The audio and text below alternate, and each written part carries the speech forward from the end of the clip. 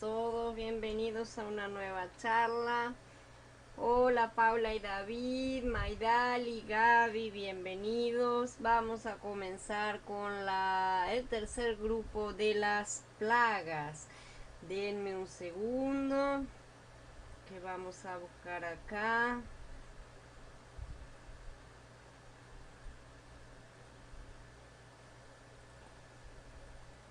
Listo. Entonces, como les estaba diciendo, vamos a empezar con el tercer grupo de las plagas.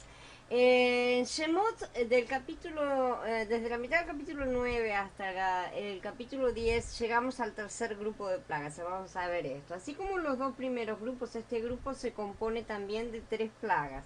Hemos visto que Elohim usó las 6 primeras plagas, todas, ¿no es cierto?, para exponer la verdadera situación de las aguas, la tierra y el aire, ¿no es cierto?, los cuales son todas cosas básicas y necesarias para el sustento del hombre. Como veremos en el tercer grupo de plagas, Elohim alteró algunos principios actuales que gobiernan ciertas funciones del universo. En Bereshit 1 y 2, Elohim restauró el universo que había sido juzgado a causa de la rebelión de Hasatán. Como resultado de una acción que no conocemos bien a fondo, vinieron tinieblas sobre la faz del abismo, ¿no es cierto? Luego, todo entonces ahí se volvió vacío y desolado. En su obra de restauración y de creación adicional, ¿no es cierto?, Elohim hizo aparecer la luz y luego juntó las aguas para que saliera la tierra seca. En esta tierra se produjeron varias clases de vida: el pasto, las hierbas y los árboles. Cuando Elohim creó el sol, la luna y las estrellas, que son necesarias para el desarrollo de una vida más elevada en la tierra, pero estaba preparando todo para la llegada del hombre, ¿no es cierto? Por este procedimiento él preparó todo lo necesario, dejó todo pronto para crear al hombre. Por lo tanto, las escrituras revelan que los cielos tienen como propósito la tierra, y la tierra a su vez es para el hombre, y el hombre con su ruaj humano es para Elohim. Ya que los cielos son para el beneficio de la tierra, proveen luz solar, viento y lluvia para sostener la vida de la tierra. Sin estas tres cosas no puede crecer nada. El hombre debe tener esta provisión si ha de vivir en la tierra para cumplir el propósito de Elohim. Vamos a empezar ahora con la séptima plaga, entonces, que es la del granizo.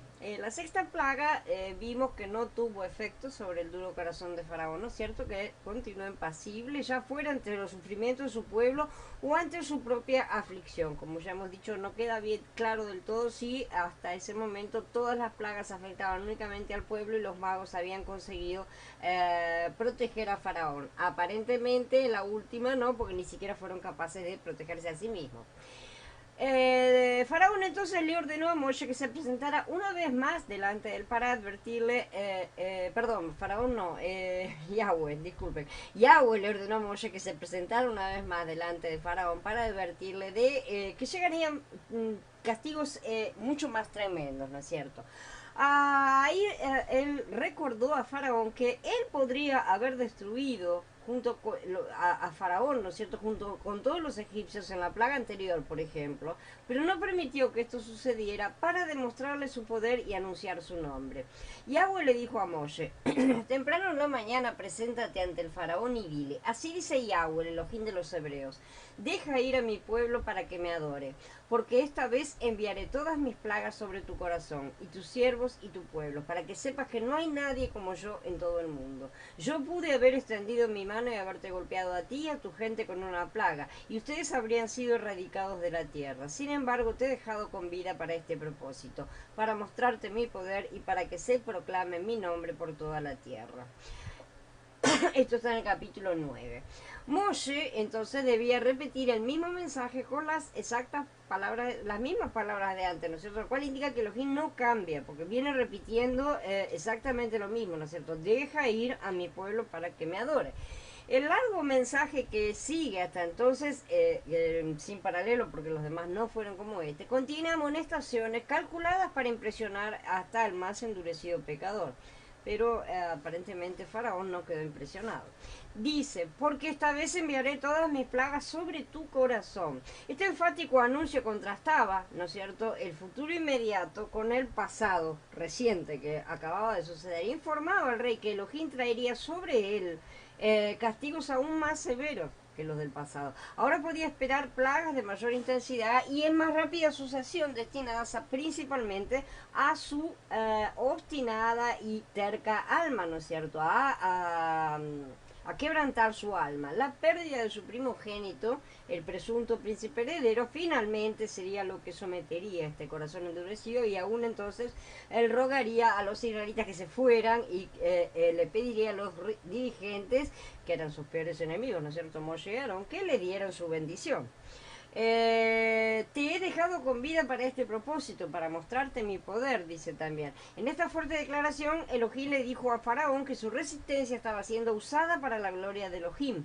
Si Faraón pensó que estaba cumpliendo algo, ¿no es cierto?, con su resistencia, que estaba ganando, que estaba compitiendo, ¿no es cierto?, en contra de Elohim, estaba completamente equivocado. Toda su rebelión testaruda solamente glorificó a Yahweh hasta el final. La razón aquí presentada para castigar a Faraón es doble. Primero, para que Faraón pudiera experimentar y así llegar a reconocer el poder del Elohim verdadero y ser impulsado repetidas veces a dar gloria a Yahweh. Y en segundo lugar, para que el nombre de Elohim fuera proclamado por toda la tierra. Esto se cumplió completamente y Faraón fue forzado a admitir no solo el poder superior de Elohim, sino también su justicia. Veremos más adelante que muchas veces, repetidas veces se dice, cuando los israelitas entraron a la tierra prometida a luchar, en todas partes comentaban que ya se sabía de lo que el Dios de los hebreos, ¿no es cierto?, el Elohim de los hebreos había hecho por su pueblo, ¿no es cierto?, y todo lo que le había hecho a Egipto. Ya había corrido la voz, ¿no es cierto? Entonces esta es una de las profecías que el propio Yahweh ha proclamado cuando dijo en Yeshayá, por ejemplo, y yo juro por mi nombre, de mi boca sale palabra verdadera y no será vana, que ante mí se doblará toda rodilla y toda lengua jurará.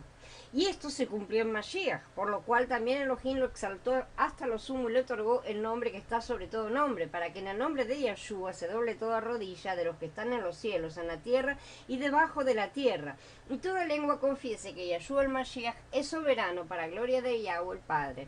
En Filipenses capítulo 2. Los grandiosos acontecimientos que precedieron al éxodo, ¿no es cierto?, todas estas plagas impresionantes y que lo acompañaron también, alcanzaron fama mundial realmente. Fueron no solo conocidos hoy, ¿no es cierto?, que es un relato que todo el mundo conoce, sea creyente o no creyente, es un relato sumamente conocido, ¿no es cierto? Lo acepten o no lo acepten, no importa. De acuerdo con su costumbre de no registrar los sucesos adversos, los egipcios no dejaron ningún rastro del éxodo en sus monumentos, pero no pudieron impedir la propagación del relato de estos sucesos a otras naciones. Y hoy en día, aunque han pasado más de 3 milenios desde que sucedieron esas maravillas en la tierra de Egipto, en el campo de Zoán, como dice el Tejilín 78, relato es leído en más de 1000 idiomas y cada país del mundo es proclamado, ¿no es cierto? Y es creído ciertamente por miles de millones de creyentes. Entonces, realmente aquí vemos que no podría haberse cumplido más literalmente una profecía más rápido y cabalmente que esta que Yahweh le hace a Faraón. El tiempo futuro, usado en la Reina Valera y otras traducciones, ha inducido a una mala comprensión del carácter de Elohim, vamos a ver ahora cuál es la traducción a que me refiero, y de la naturaleza de su trato con los hombres, ¿no es cierto? Da la impresión de que Elohim hubiera predestinado a Faraón para seguir en su actitud de resistencia, ¿no es cierto?, a fin de que el Altísimo pudiera beneficiarse por la dureza de su corazón. Dice, la versión de la Reina Valera pone, porque ahora yo extenderé mi mano para herirte a ti y a tu pueblo de plaga, y serás quitado de la tierra. Y a la verdad, yo te he puesto para mostrar en ti mi poder, y para que mi nombre sea anunciado en toda la tierra. Además, también esto da lugar a inferir que Elohim lo llamó a la existencia o lo colocó en el trono de Egipto para ese mismo propósito, ¿no es cierto? O sea, que lo hizo para eso y lo condenó a actuar desafiando la voluntad divina. Lo preparó para que fuera un enemigo, por así decir. Esta deducción está en desacuerdo con las claras afirmaciones de las escrituras que enseñan que Elohim no predetermina la suerte de ningún individuo ni fuerza a la voluntad humana de ninguno, ¿no es cierto? Y dejo una serie de pasukim donde se puede ver eso, ¿no es cierto? Como ya estudiamos antes, Yahweh no obligó a Faraón a reaccionar como lo hizo, únicamente lo provocó sabiendo que él caería. Ni siquiera es provocar, porque para provocar hay que hacer bastante, ¿no es cierto? Es simple y sencillamente actuó como le corresponde. Es casi lo mismo que su amo, ¿no es cierto? Que Hasatán. Es lo mismo que él hace con los hijos del Altísimo, con la diferencia de que Hasatán sí pretende hacer daño, mientras que Yahweh ejerce su derecho de ser obedecido por sus criaturas. El pensamiento del hebreo original en estos pasukim debería quedar traducido, por ejemplo, de la siguiente manera: si yo hubiera extendido mi mano y te hubiera herido a ti y a tu pueblo con peste, ya habrías desaparecido de la tierra, pero te he dejado con vida para hacerte ver mi poder y para que sea celebrado mi nombre sobre toda la tierra. Esa es la traducción correcta de estos dos pasukim. En la quinta plaga, entonces, protegió a Faraón y a su pueblo para que la peste no pasara a ellos, ¿no es cierto? Lo hizo con el propósito de seguir manifestando sus milagros, o sea, no pretendía eliminarlos. A partir de la sexta plaga, la de las úlceras, ahora sí el Eterno interviene en el corazón de Faraón y lo fortalece en su obstinación. Ya había pasado la raya de la gracia del Eterno y no había vuelto atrás sin posibilidad de arrepentimiento. Yahweh lo utiliza entonces para mostrar sus grandes milagros a todo el mundo, como ya vimos en el capítulo 8 de esta serie, ¿no es cierto? En el primer conflicto estudiamos estas cosas de Faraón. El Eterno entonces permitió que Faraón se mantuviera firme en su rebeldía a pesar de la peste que vino sobre los animales.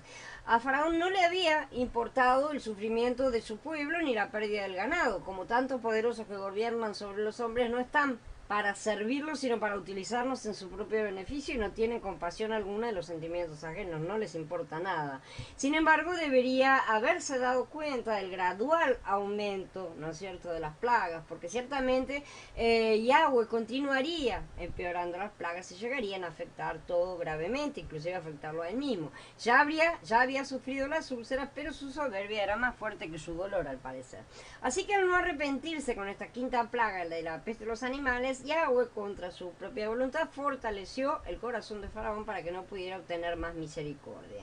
Y Faraón no fue preparado para destrucción cuando fue formado en el vientre de su madre, como algunos han dicho, sino en el momento en el cual pasó la raya del fin de la gracia del Eterno después de la quinta plaga. De la misma manera, hay un límite para la gracia, de la gracia, ¿no es cierto?, del Eterno para todo el mundo, que sabemos será, no podrá ser cruzado más allá de las trompetas. Cuando terminen las trompetas serán lanzadas las copas de la ira y ahí ya no hay vuelta atrás, no hay arrepentimiento ni hay nada. Llega un momento, o sea, hasta la paciencia y la misericordia tienen su límite. Porque si no, no habría jamás juicio, ¿no es cierto? Sería una estiradera de injusticia, si no puede ser de esa manera. Hola Alfonso, buenas tardes.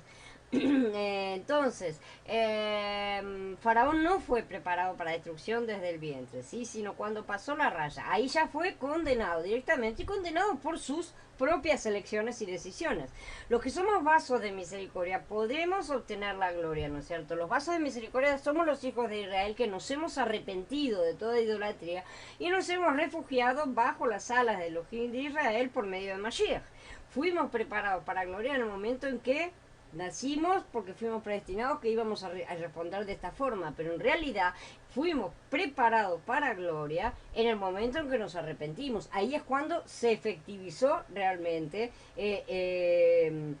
aquella predestinación, ¿no es cierto? Aquella cosa. Teníamos en nuestro interior todas las características necesarias para poder ser salvos. Pero si hubiéramos dicho que no, no lo hubiéramos sido. Esa es la cosa también. Falta siempre ese pequeño paso que es la decisión de cada uno. La predestinación no puede hacer nada si la persona no actúa realmente como debe, si no toma la decisión por sí misma. Entonces no es una predestinación que se pueda decir, fue hecho para bien o fue hecho para mal. No se trata de esa forma.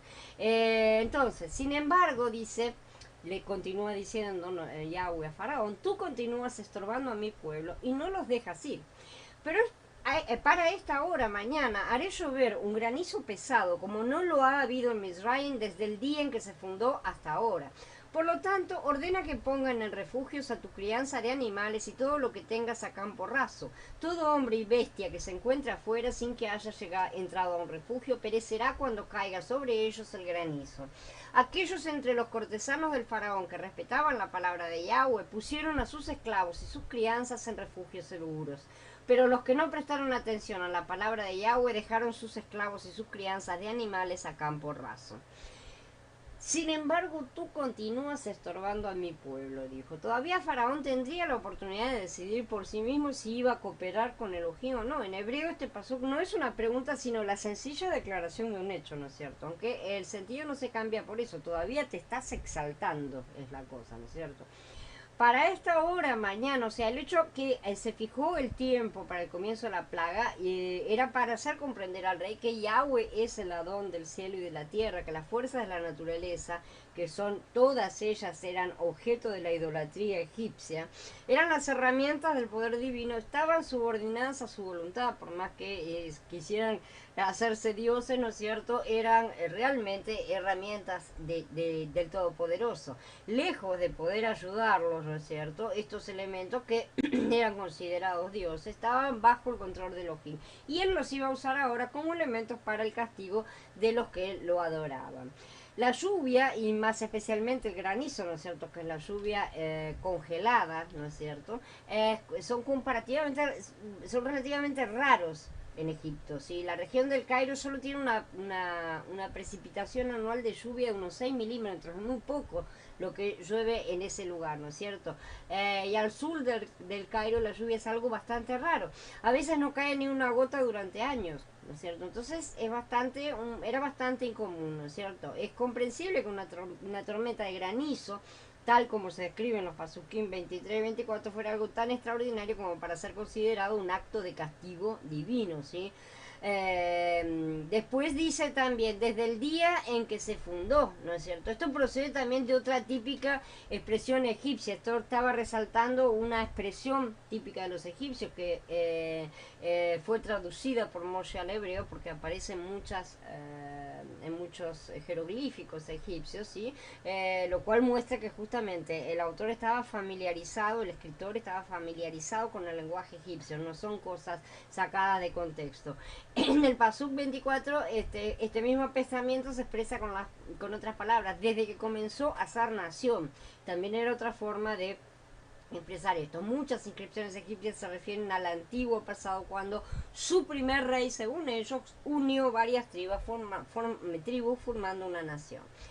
Ordena que pongan en refugios a tu crianza de animales, ¿no es cierto? Aún en medio del castigo, Elohim todavía le está diciendo, ¿no es cierto?, lo que tiene que hacer para no perderlo todo, ¿no es cierto? En su misericordia sigue advirtiendo a los egipcios que su ruina es inminente y aconsejándoles que se protegieran y que protegieran su propiedad, ¿no es cierto?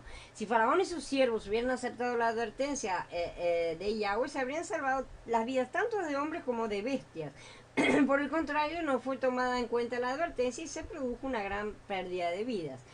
Aquellos entre los cortesanos del faraón que respetaban la palabra de Yahweh pusieron a sus esclavos y sus crianzas en refugios seguros. Aquí vemos ya que por primera vez se hace la insinuación de que había entre los egipcios algunos que estaban aprendiendo a temer al Adón, por lo menos a respetarlo, ¿no es cierto? Tal vez no a creer directamente, pero sí a ver que su mano era fuerte, ¿no es cierto? Es indudable que el efecto de las plagas gradualmente había convencido a muchos de ellos de que el Elohim de los hebreos era en realidad un Elohim poderoso. Por lo menos eso ya lo estaban entendiendo. Probablemente todavía no lo conocían como el único Elohim verdadero, pero a uno como que tenían que respetar. Aquellos entre en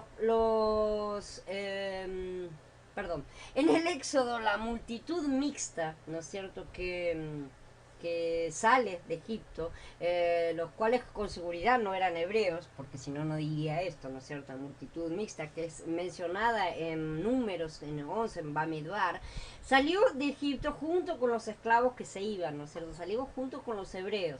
Como resultado de las plagas, como vemos, muchos egipcios y probablemente personas de otras naciones que serían esclavos también, que estarían en esclavitud junto con ellos, deben haber llegado a la conclusión de que les sería ventajoso unirse con los despreciados hebreos y beneficiarse con una lealtad por lo menos nominal, ¿no es cierto?, a su Elohim. Vamos a ver que muchos de ellos se revelaron su verdadera naturaleza más adelante en el desierto. No todos salieron porque realmente creyeron, sino porque muchos creyeron sí que les convenía irse, ¿no es cierto? En ocasión de la séptima plaga aparece la primera disensión entonces entre los egipcios, ¿no es cierto? Ya hay grupos, no todos están siguiendo plenamente a Faraón, sino que algunos ya están diciendo, bueno, estoy perdiendo todas mis cosas, ¿no es cierto? Por lo menos lo deben haber pensado así, no me conviene seguir el cabezadurismo de Faraón porque él es rico, pero yo pierdo mis bienes y no me queda nada, ¿no es cierto? Ya habían sufrido bastante, ¿no es cierto?, los egipcios.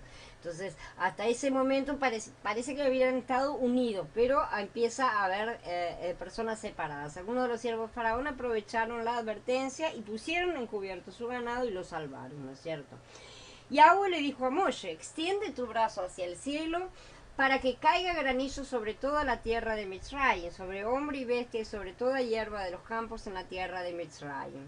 Así que Moshe sostuvo su vara hacia el cielo y Yahweh envió truenos y granizos y descargas de fuego al suelo, mientras Yahweh hacía llover granizo sobre la tierra de Mitzrayim. El granizo era bien pesado, con destellos de fuego en medio del granizo, tal como no había caído sobre la tierra de Mitzrayim desde que se había hecho nación. Truenos y granizo y descargas de fuego, ¿no es cierto? Dice, aunque solo se había predicho granizo, comúnmente rayos y truenos acompañan las granizadas en los climas cálidos sobre todo. La escena, ¿no es cierto?, bastante peculiar, provocada por la electricidad que se describe aquí como fuego que corría sobre la tierra, ¿no es cierto?, como descargas realmente eléctricas, parece haber sido algo correspondiente a un fenómeno que es llamado bolas de fuego.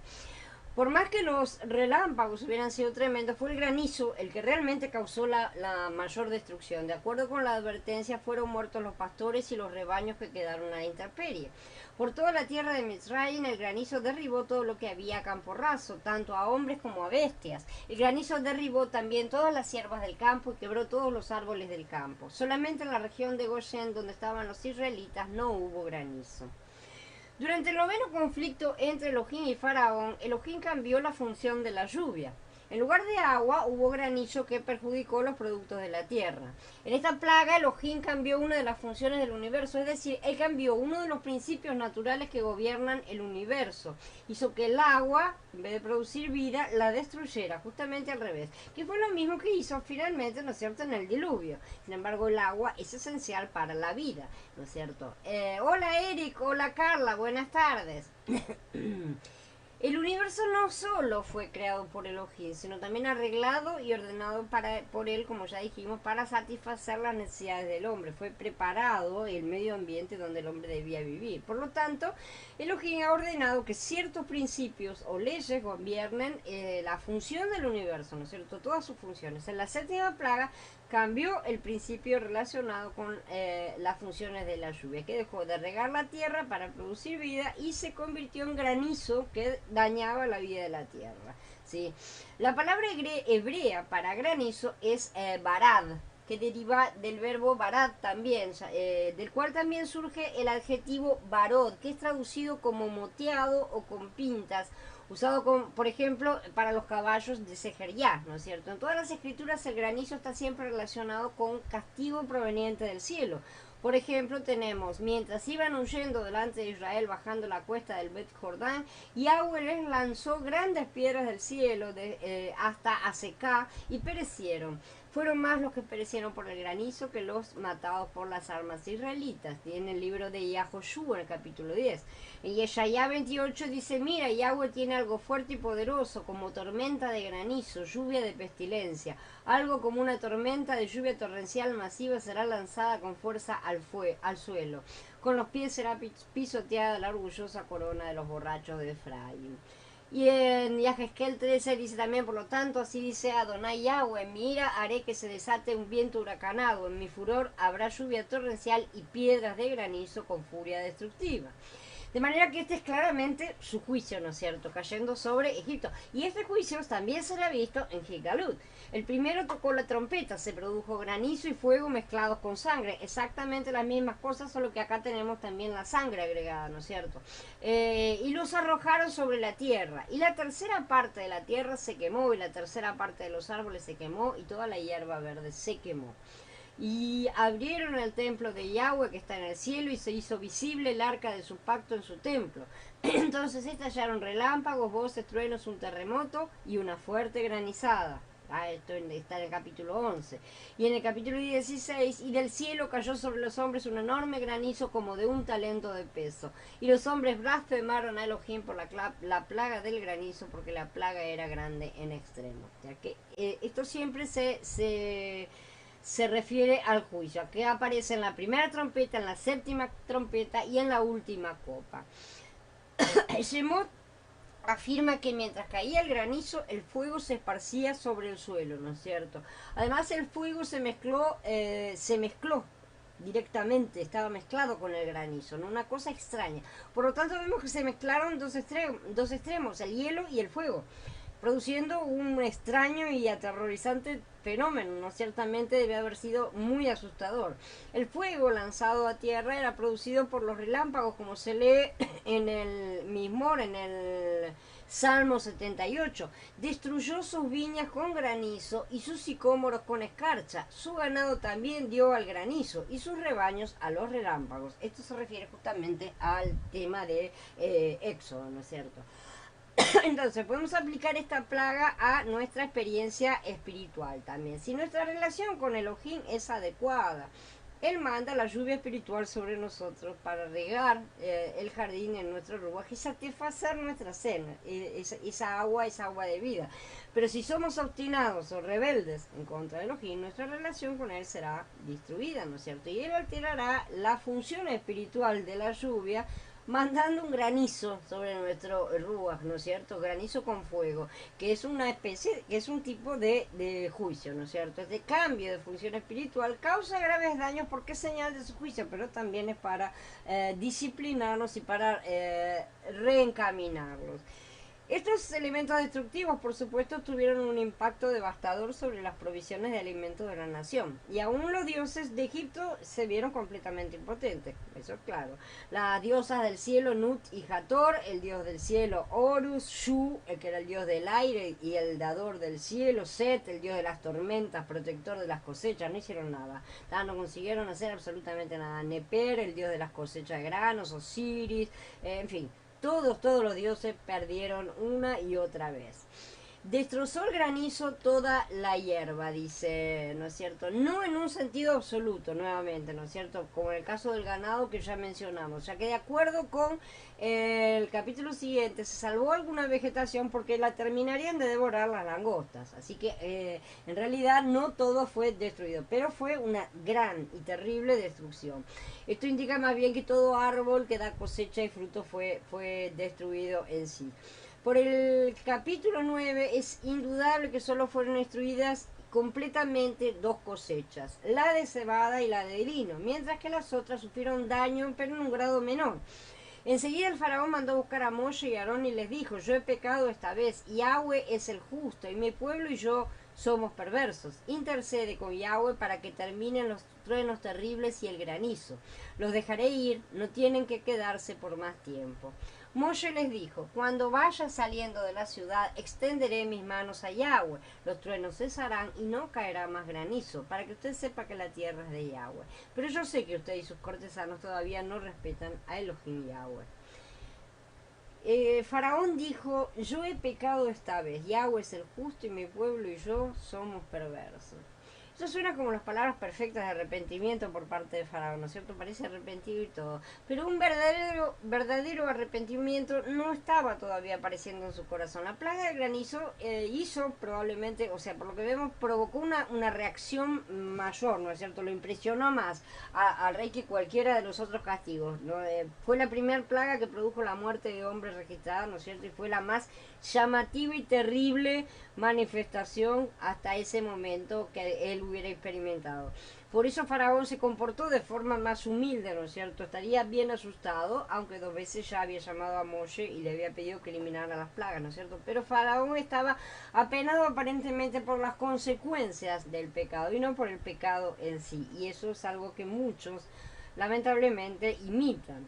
Aunque fue notable una confesión de este tipo, ¿no es cierto?, sobre todo en este personaje, no representó un sincero arrepentimiento como lo indica la limitación que dice esta vez. Yo he pecado esta vez, las otras veces no pequé.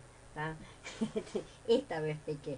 Entonces, más se debió al efecto del terror ocasionado por los relámpagos y el granizo que a un genuino arrepentimiento, ¿no es cierto?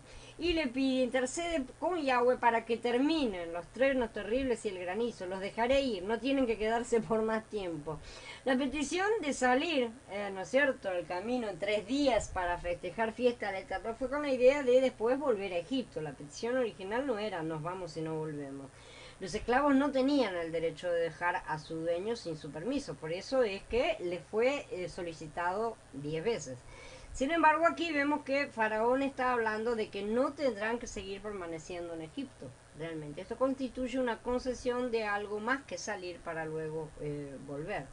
No obstante, como Faraón no cumplió su promesa, realmente los hijos de Yahweh no quedaron libres de su dueño anterior hasta su muerte en el mar de juncos, ¿no es cierto? El cruce del mar es también una mikveh, es un rito de purificación también, ¿no es cierto? Este rito simboliza, entre otras cosas, la muerte y la resurrección, como ya hemos visto, y en ese sentido es un bautismo, ¿no es cierto? Que no es exactamente lo mismo que una mikveh, aunque son muy, muy similares en todos sus conceptos, ¿no es cierto? Pero no son exactamente iguales porque las mikveh, o sea, los ritos de purificación, pueden realizarse tantas veces como sean necesarias. De hecho, son realizados repetidamente. El bautismo es una única vez. Pero también, en este sentido, por ser un rito de purificación, es una manera de pasar de un amo a otro. Cuando las novias, por ejemplo, las novias judías pasan por la mikveh antes de pasar por el pacto matrimonial, ¿no es cierto? Pasan de estar bajo la autoridad de su padre a estar bajo la autoridad del esposo. Es un pasaje, ¿no es cierto? De la misma manera, los hijos de Israel fueron libertados de la dependencia de Faraón al cruzar el mar para poder estar bajo el mando del Eterno como su esposo. Porque yo sé que usted y sus cortesanos todavía no respetan a Elohim Yahweh, dijo Moshe, que ya lo tenía bastante calado al faraón, ¿no es cierto? Él sabía que él no iba a mudar así cuando parara toda la tormenta, ¿no es cierto? Y fue lo suficientemente osado como para expresar su convicción de este hecho delante del rey, ¿no es cierto? El verdadero temor de Elohim se muestra por medio de la obediencia a su palabra, a sus mandamientos, a sus órdenes, ¿no es cierto? Pero el temor de Faraón era de la clase del que sienten los demonios, ¿sí? Porque ellos también creen y tiemblan, pero no creen y no obedecen, ¿sí? O sea, ellos saben perfectamente que Elohim existe, pero no creen en él en el sentido de depender de él, ¿no es cierto?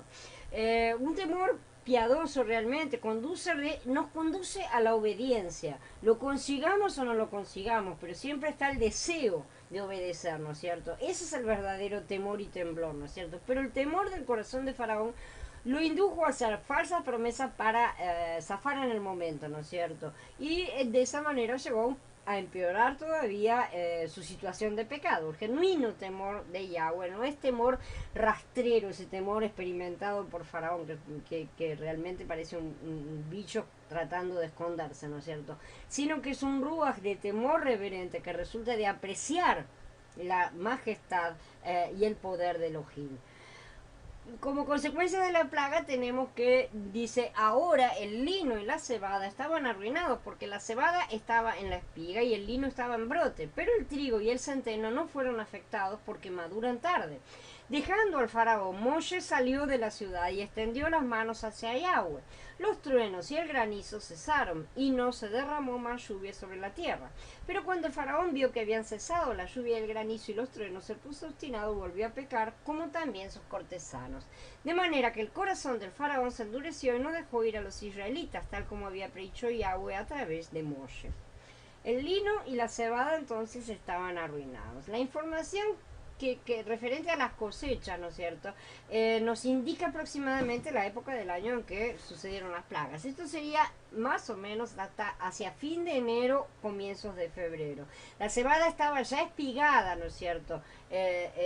Por ese tiempo. Generalmente se la cortaba en marzo, ¿no es cierto? En la época del equinoccio, más o menos. Por regla general, porque en esa época no había obviamente ninguna fecha específica detallada.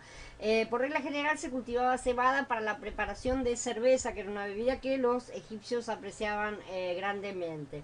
También se usaba para alimentar los caballos y con ella se preparaba un pan para los más pobres realmente.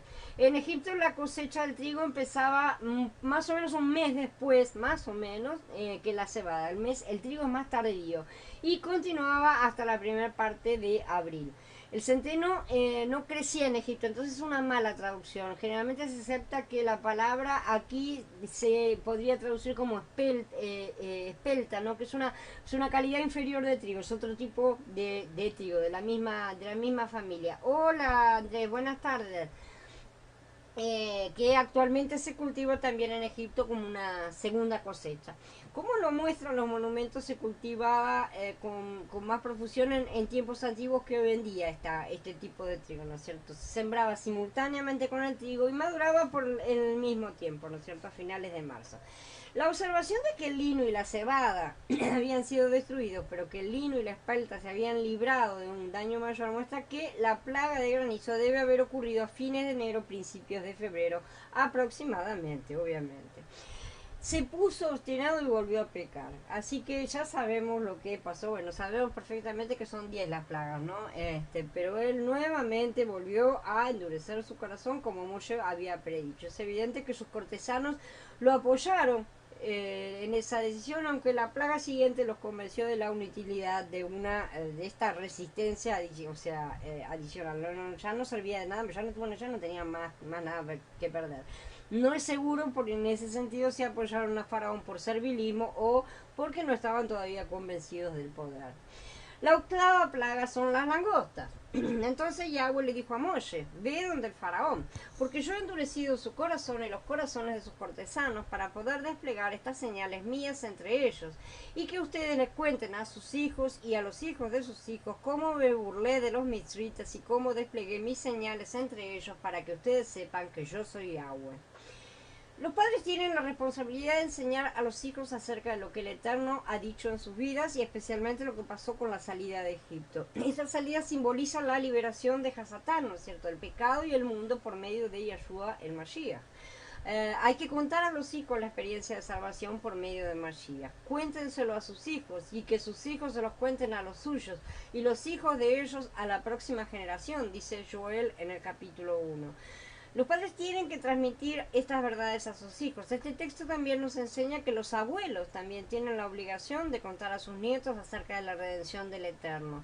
La tarea de transmitir la fe hebrea no recae solamente sobre los padres, sino también sobre los abuelos y el resto de las generaciones, ¿no es cierto? Es una tarea familiar, no una tarea individual.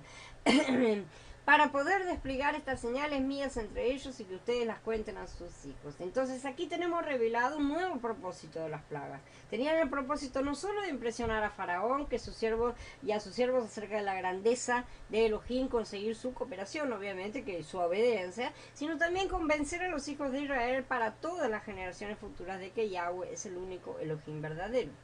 Tejilín 78, 105 y 106, los tres ilustran cómo el relato de la liberación fue transmitido de generación en generación. Esa fue la forma en que ellos lo transmitieron. Era el plan de Elohim que sus misericordias, sus obras maravillosas fueran conservadas en recuerdo perpetuo. Siendo que la inclinación del hombre a olvidar los beneficios de Elohim es una de las tristes facetas de nuestro carácter pecaminoso, ¿no es cierto? Se requiere una exhortación constante, una repetición constante, todo el tiempo hay que estar diciendo las mismas cosas para que las recuerde y dé testimonio de ellas a otras, ¿no es cierto? Especialmente a sus descendientes. Con frecuencia esto es verdadero en cuanto a nuestras necesidades diarias, pero también se aplica a las circunstancias providenciales, como las relacionadas con la conversión o la curación de una enfermedad.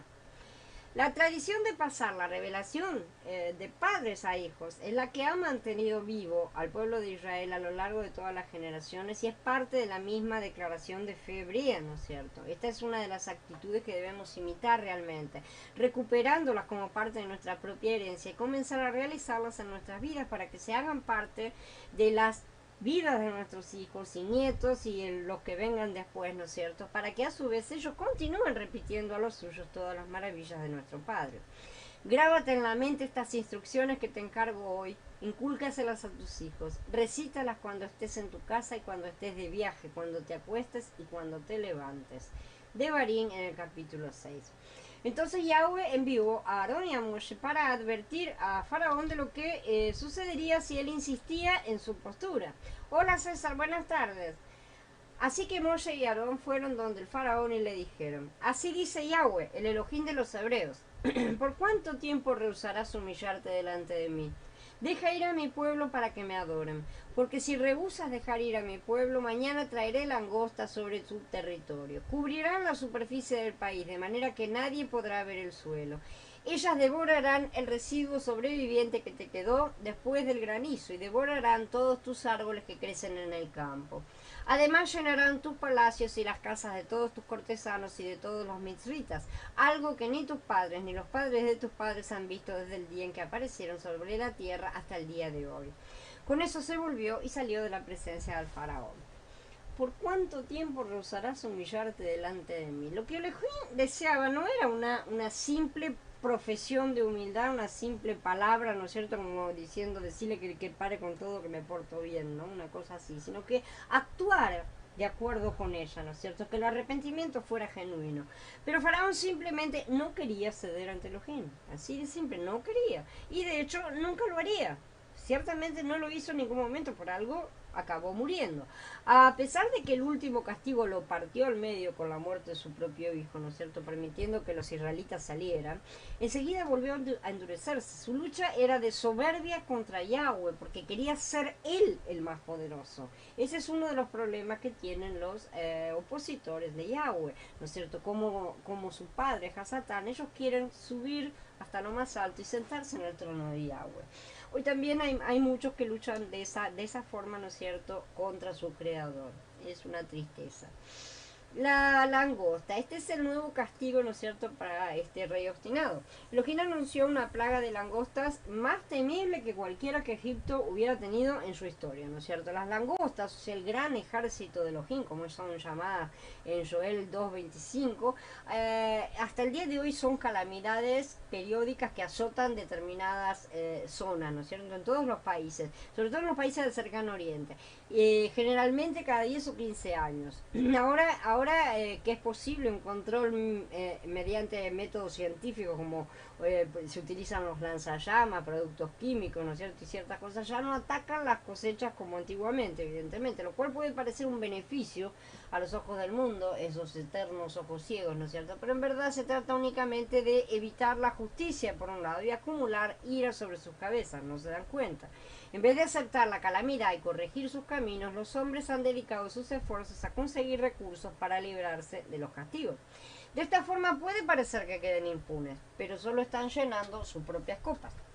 Antiguamente una invasión de langostas se consideraba como el más terrible de todos los asolamientos que pudiera azotar un país. Realmente es algo terrible. Pueden mirar cualquier video en internet y ver las cosas y es terrible. Joel presenta una vívida descripción de una plaga cuando dice su vanguardia es un fuego consumidor, su retaguardia una llama voraz, porque consumen todo, ¿no es cierto?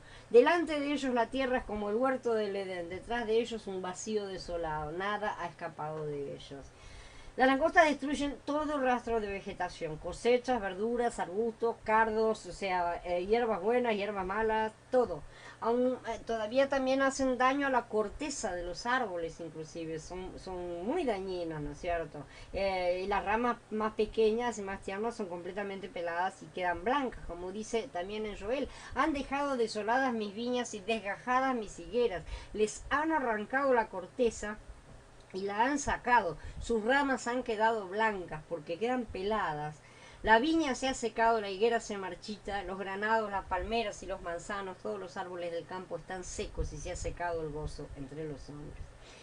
Ya que las langostas no dejan rastro alguno de verdor, es obvio que devorarían todo lo que sobreviviera del granizo que había devastado todo, ¿no es cierto? Especialmente lo que había sobrado, el trigo y la espelta, ¿no es cierto? Que no habían sido, habían sobrevivido el granizo porque no estaban todavía tan crecidos, ¿no es cierto? Ciertamente las perspectivas de las nuevas cosechas, de una nueva cosecha, parecieron oscuras, o sea, habían pasado el granizo y bueno, me arruinaron esta cosecha, vamos a tener que apretarnos y comer aquello y viene la langosta y se devora todo. Es una situación bastante desesperante, ¿no es cierto? No podía esperarse ningún producto de ninguna especie para ese año, inevitablemente habría hambre. Y llenará tus casas y las casas de todos tus siervos y las casas de todos los egipcios. Las casas antiguas que tenían diversas aberturas para luz y ventilación facilitaban realmente la entrada de los insectos, no tenían vidrio como nosotros tenemos ahora. Durante una plaga, las mangas de langosta volaban dentro y fuera de la casa, ¿no es cierto? Se deslizaban sobre las paredes, pues son miles, son una cosa sumamente impresionante. Los observadores que pueden haber experimentado una plaga afirman que es difícil impedir que las langostas hasta entren en la boca de una persona si trata de hablar siquiera, ¿no es cierto? Así que imaginen millones de langostas volando y devorando todo a su paso. Las langostas terminaron de destruir la provisión de Egipto, o sea, los graneros de Egipto que habían sido construidos esta fue una forma de cobrarse, ¿no es cierto? De esos graneros de Egipto que habían sido construidos con el sudor y la sangre literalmente de los mitzritas, ¿no es cierto? 400 años antes ellos habían bajado a Mitzrayim para evitar el hambre y habían terminado esclavizados a la provisión del mundo. Finalmente, ahora Yahweh les mostraba tanto a los israelitas como a los mitzritas que no era Egipto, sino Yahweh el verdadero proveedor. Cuando hay hambre, el que provee en Egipto o en cualquier otro lugar es Yahweh y no el faraón, ¿no es cierto? Y de esa manera él destruyó toda la abundancia de Egipto en la que se apoyaba su soberbia. Hasta aquí tuvimos la amenaza, pero no impresionó a Faraón, aunque sí a sus súbditos. Los cortesanos del Faraón le dijeron: ¿por cuánto tiempo va a ser una trampa para nosotros? Deja que los hombres vayan a adorar a Yahweh Elohim. ¿Todavía no te has dado cuenta de que Israel ha perecido? Así que trajeron de nuevo a Moshe y a Aarón delante de Faraón, los llevaron ellos, ¿no es cierto? Fueron los cortesanos que esta vez tomaron la iniciativa. Y Faraón les dijo: vayan y adoren a Yahweh Elohim. ¿Quiénes son los que van a venir? Los que van a ir, perdón. Moshe contestó: iremos todos, jóvenes y viejos, iremos con nuestros hijos e hijas, nuestros rebaños y manadas, porque tenemos que observar la festividad de Yahweh. Pero él les dijo: que Yahweh esté contigo si yo tengo intenciones de dejar a los niños ir contigo. Perdón, se me fue. Ay, se me movió sin querer. Claramente tienes malas intenciones. No, vayan ustedes los hombres y adoran a Yahweh, ya que eso es lo que ustedes quieren. Y los expulsaron de la presencia de Faraón. Hasta ese momento los cortesanos parecían entonces no haber aventurado sus opiniones, al menos para oponerse a Faraón de manera directa, ¿no es cierto? Con la excepción de los magos que habían señalado que los viejos de la tercera plaga eran dedo de Elohim, la corte entera había permanecido pasiva, por lo menos callada, mientras el rey hacía sus sucesivas y fatales decisiones, ¿no es cierto?, que afectaban a toda la nación, porque no afectaban a él solo. También se dice que de ellos que endurecieron ellos mismos también sus corazones, como el rey en el capítulo 9, pero ahora expresaron sus temores, ¿no es cierto? Deja que los hombres vayan a adorar a Yahweh Elohim. Entonces ahora vemos como, habiendo ya perdido la mayor parte de su ganado y casi todas las cosechas de la estación, ya no tenían nada, se alarmaron realmente, temiendo que nuevas calamidades los arruinaran de forma permanente, los mataran directamente. ¿Qué les quedaba? No me queda nada, me matan a mí. O sea, yo soy el siguiente en la lista, evidentemente. Lo poco que les restaba ahora todavía estaba amenazado, ya no tenían nada más para... Y estaba la plaga, ¿no? No tenían forma de proteger sus cultivos, como algunos ya habían hecho, ¿no es cierto? En esta plaga no hubo forma, como algunos hicieron, de proteger sus animales y siervos durante la plaga del granizo, que Yahweh les dijo: cuídenlos. En esta plaga no hubo forma, si no existe forma de cubrir los campos de cultivo para que las langostas no los toquen, no hay manera. Así que es significativo que intervinieran antes de que realmente comenzara la plaga, porque esto revelaba que habían llegado a creer en la certeza de que las predicciones de Moshe y en el se cumplían, ¿no es cierto? Y se cumplían por el poder de su Elohim. No que creyeran en el Elohim como en su propio Dios, sino que creían que ese Elohim era más poderoso que los suyos. Después de 7 plagas en las que Moshe había anunciado lo que sucedería, los males que habían acontecido realmente, como él había anunciado una y otra vez, el pueblo ya no confiaba en su Dios, ya no confiaba mucho en su faraón, y estaba comenzando a sentir que el Elohim de los israelitas realmente era más poderoso. Eso no quiere decir que hubiera salido del politeísmo, sino que consideraba que era un Dios pero más poderoso. ¿Quiénes son los que irán?, dijo Faraón.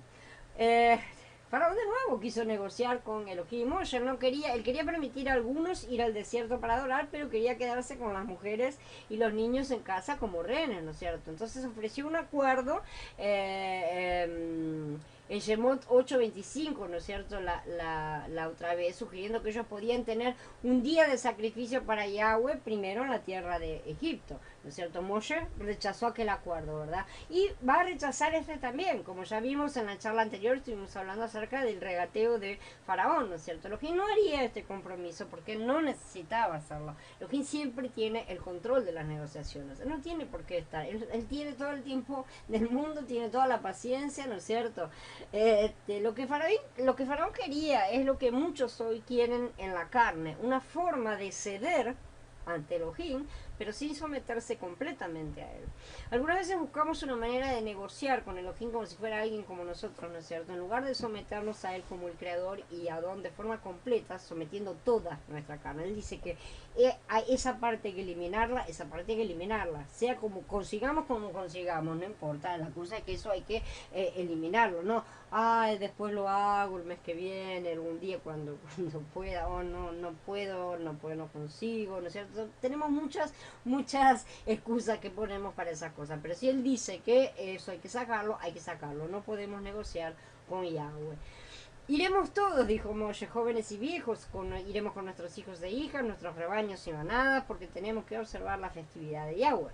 Así que este pasuk nos enseña que hay 3 cosas que son necesarias para que se pueda celebrar una verdadera fiesta al Eterno: libertad, familia y sacrificio. Sin estas 3 cosas no es posible celebrar una verdadera fiesta al Eterno. No podemos hacer fiesta a Yahweh en Egipto, ¿sí? No podemos hacer fiesta sin la congregación, que es la verdadera familia. Y no podemos hacer fiesta sin llevarle sacrificios, nuestro cordero, el Mashiach, en nuestro interior, ¿sí? Muchos hoy insisten en hacer fiestas en Egipto y también en hacerlas fuera de la congregación, por no mencionar que algunos ni siquiera han comprendido cómo alimentarse de su cordero para presentar el sacrificio que Yahweh realmente requiere y acepta. Faraón quería intentar que las mujeres y los niños se quedaran en Egipto mientras que los varones se iban a celebrar fiesta al Eterno. Esto no es posible. Si la esposa y los hijos no pueden estar con nosotros, no podemos celebrar una fiesta delante del Eterno. Tampoco nos vamos a sentir sumamente mal. Los niños también tienen que sentirse bienvenidos y a gusto en nuestras celebraciones. No podemos dejarlos de lado tampoco, pero las celebraciones también tienen que ser a manera del reino, ¿no es cierto? Si los niños no están cómodos, no vamos a estar haciendo las cosas bien. Faraón simboliza a Hasatán y como tal intenta hacer 2 cosas. En primer lugar, dividir la familia. En segundo lugar, apartar a los niños de los cultos, haciendo que las cosas sean aburridas para ellos o que no les interesen. Pero esto, aunque muy real a nivel individual, ¿no es cierto?, es también real a nivel corporativo. Hasatán también intenta dividir a la familia de los creyentes, levantando disensiones, dudas, divisiones, ¿no es cierto?, apartando a los más jóvenes, que son siempre, junto con las mujeres, el eslabón más débil, ¿no es cierto?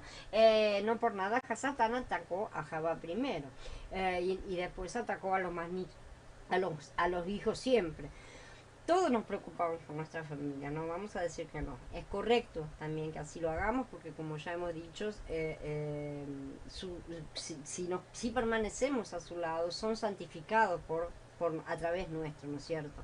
Pero nuestros tiempos no son tan diferentes de aquellos antiguos, en los que de Egipto salió una multitud mezclada, ¿no es cierto?, junto con los israelitas. Lejos de culparlos como si fueran los culpables de una contaminación que debe ser operada, que es lo que aseguran hoy los rabinos a de esa multitud mezclada, que ya hemos visto como dicen que son una de las últimas cosas que debe enfrentar el anticristo y destruirla, la multitud mezclada, porque ellos aseguran que la pureza de su raza es importante. Sabemos que después de 400 años en Egipto, los israelitas eran más egipcios que israelitas.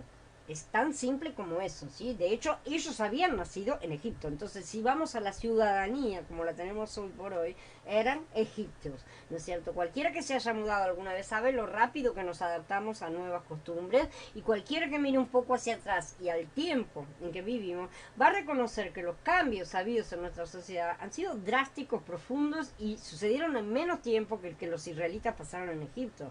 En estos 2 últimos siglos, los cambios fueron tan radicales que si llamamos a alguien de 50 años atrás, quedaría con la boca abierta. Solo 50 años atrás, ¿no es cierto? Entonces, no es que antes todo fuera perfecto, pero el paso del momento en que nadie se atrevía a hablar mal de Yahweh en público, por ejemplo, aun cuando no creyera en su interior, ¿no es cierto? Al momento actual, en el cual cualquiera, sin mucho conocimiento, blasfema de su nombre, ha sido terriblemente rápido. Antiguamente había mucho más respeto, inclusive por la sociedad, no estaba bien visto, no importaba qué posición tuvieras personalmente, la cuestión era no lo digas, una cosa así, no lo digas porque te vas a ganar el rechazo de toda la comunidad. Y realmente se lo ganaron muchas personas, realmente se ganaron el rechazo por haber hablado mal de Yahweh, ¿no es cierto?, del Elohim de las Escrituras. Actualmente cualquier perejil puede decir cualquier cosa y sin mayores bases, que lo que es peor que todo.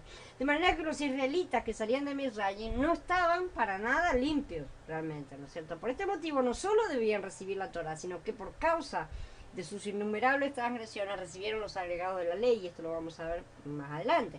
Aún así continuaron quebrantándolo persistentemente. Esta es también nuestra situación actual. La mayoría de nosotros estamos hoy como una multitud mixta, realmente trayendo muchas cosas de Egipto, tratando de superar, de recuperar la Torá, ¿no es cierto?, pero llenos de costumbres paganas que ni siquiera sabemos que lo son. No tenemos ni idea de qué es lo bueno y qué es lo malo realmente. Y con familias que no siempre nos acompañan plenamente. Esa también es otra verdad. Debemos ser sal para nuestras familias de carne, sí, pero ciertamente la adoración correcta pasa por congregar con la novia, que es la verdadera familia. Estamos en otra etapa que no es la de Shemot. No podemos seguir conduciéndonos exactamente de la misma manera. Sí, ahora viene la etapa en la cual se está rejuntando todo. Es una nueva etapa y debemos empezar a conducirnos como la forma de la nueva etapa. Esto lo vamos a ver un poquito más adelante porque voy a introducir una línea en este sentido. Es un tema urdimbre que va a estar metido en el medio.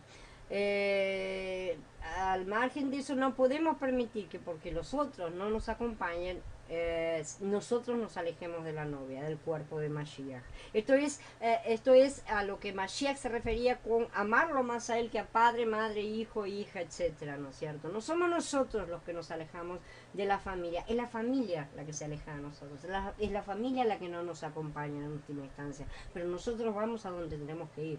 Si la familia no quiere venir, bien, lo siento mucho, yo tendré que ir y tal vez Yahweh mediante me acompaña, ¿no es cierto? De manera que esto tampoco significa que los abandonemos, no quiere decir me tengo que divorciar, tengo que dejar a mis hijos sin padre, no se trata de eso tampoco, para nada, pero sí que va a pasar a ocupar un lugar secundario en determinado momento con relación al trabajo de la novia. Tiene que quedar siempre en segundo lugar la familia de carne, que no acompaña, porque la que acompaña no tiene ningún problema, vamos a estar todos de acuerdo, ¿verdad? En que tenemos que trabajar en la novia, tenemos que ir para allá, tenemos que guardar esta reunión, tenemos que hacer estas cosas, no va a haber problema en ese sentido. El problema es siempre con la familia que no acompaña, y al estar poniéndola, escuchándola, ¿no es cierto?, y haciendo caso, permitiendo que ser disuadidos de hacer lo que tenemos que hacer, la estamos poniendo en primer lugar, lo cual es un lugar que no le corresponde, porque el primer lugar está siempre reservado para el Altísimo.